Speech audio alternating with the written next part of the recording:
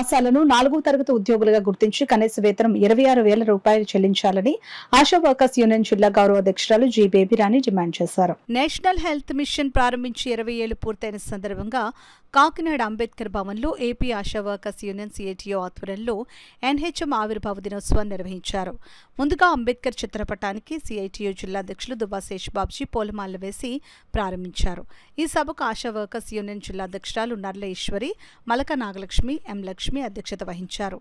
ఈ సందర్భంగా ముఖ్య అతిథిగా హాజరైన జిల్లా గౌరవ అధ్యక్షురాలు జి బేబీరాణి, సిఐటియు జిల్లా ప్రధాన కార్యదర్శి చక్కల రాజ్ కుమార్, ఆశా వర్కర్స్ యూనియన్ జిల్లా ప్రధాన కార్యదర్శి చంద్రమళ్ల పద్మ మాట్లాడుతూ దేశంలోని ఇతర రాష్ట్రాల కంటే ఆంధ్రప్రదేశ్లోని ఆశాలకు అధిక వేతనం చెల్లిస్తున్నట్లు కూటమి ప్రభుత్వం రాష్ట్ర ప్రజలకు అసెంబ్లీ సాక్షిగా అసత్యాలను ప్రసారం చేస్తుందని విమర్శించారు. తమిళనాడు, పాండిచ్చేరి, కేరళ, మధ్యప్రదేశ్, మహారాష్ట్ర, హర్యానా రాష్ట్రాల్లో ఆంధ్రప్రదేశ్ కంటే ఆశా కార్యకర్తలకు అధిక వేతనం చెల్లిస్తున్నారని తెలియజేశారు. తక్షణం ధరలకు అనుగుణంగా ఆశా కార్యకర్తలకు కనీస వేతనం 26,000 రూపాయలు రాష్ట్రంలో అమలు చేయాలని, నేషనల్ హెల్త్ మిషన్ను సంస్థాగతం చేసి ఆశా కార్యకర్తలను 4వ తరగతి ఉద్యోగులుగా గుర్తించాలని డిమాండ్ చేశారు. ఈ కార్యక్రమంలో అంగన్వాడీ జిల్లా ప్రధాన కార్యదర్శి ఎరుమండి చంద్రవతి, సిఐటియు జిల్లా కోశాధికారి మలక రమణ, నగర co convener Palivela Veerababu, working committee సభ్యులు మేడిశెట్టి వెంకటరమణ, షేక్ పద్మరాణి, ఆశా వర్కర్స్ యూనియన్ జిల్లా ఆఫీసర్ బేరర్స్ ఆశాజ్యోతి, ఎం లలిత, ఏ పద్మావతి, కె మరియరత్నం తదితరులు పాల్గొన్నారు. ఆ రకంగా గ్రాస్ లెవెల్లో క్రింద వరకు గర్భిణీలకి, బాలింతలకి, పసిబిడ్డలకి ఆశా వర్కర్లు సేవలు అందిస్తూ ఉన్నారు. ఇప్పటికీ ఈ నెల 12వ తేదీకి 20 సంవత్సరాలు పూర్తయింది ఎన్హెచ్ఎం ఏర్పడి. ఆ సందర్భంగా ఈ రోజున సదస్సు ఏర్పాటు చేయడం అనేది జరిగింది. అయితే ఆశా వర్కర్ల యొక్క సేవలు అమోఘమైనటువంటి సేవలు అందించారు. ఏ లక్ష్యంతో అయితే ఎన్హెచ్ఎం ఏర్పాటు చేశామో ఆ లక్ష్యం నెరవేరిందని చెప్పేసి WHO ప్రపంచ ఆరోగ్య సంస్థ కూడా ప్రకటించింది. కానీ ఆశా వర్కర్ల యొక్క శ్రమను మాత్రం కేంద్ర ప్రభుత్వం గుర్తించలేదు. నేటికి కూడా కనీస వేతనాలు అమలు చేయట్లేదు. కనీసం కార్మికులుగా గుర్తించిన వాళ్ళకి పిఎఫ్ కానీ, ఈఎస్ఐ కానీ, బోనస్ వంటి సౌకర్యాలు వస్తాయి, ఆ రకంగా కూడా గుర్తించలేదు. అందుకోసమనే ఆగస్టు నెలలో నిరవధిక సమ్మెకి ఆశా వర్కర్లు వెళ్ళబోతా ఉన్నారు.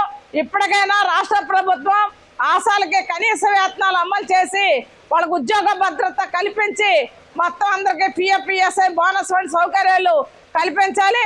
ఆశాలు ఏఎన్ఎం ట్రైనింగ్ అయినటువంటి, జిఎన్ఎం ట్రైనింగ్ అయినటువంటి వాళ్ళు ఆశాలుగా ఉన్నారు.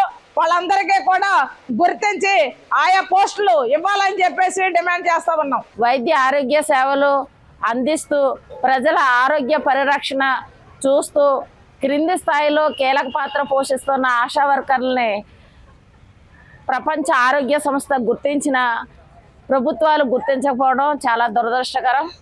అయితే కరోనా కాలంలో ప్రాణాలకు తెగించి ఎన్నో వైద్య సేవలు అందించారు.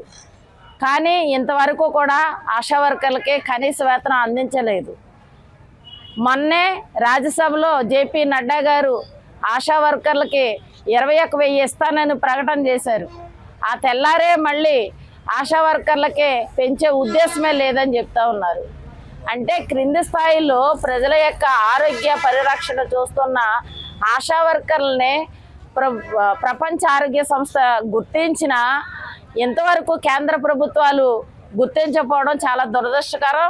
ఇదే కనీస వేతనాలు అమలు చేయకపోతే గనక, జేపీ నడ్డా గారు ప్రకటించిన విధంగా 21,000 ఇవ్వకపోతే గనక ఆగస్టు నెలలో దేశవ్యాప్తంగా ఆశా వర్కర్లందరూ సమ్మెకి వెళ్ళబోతా ఉన్నారు.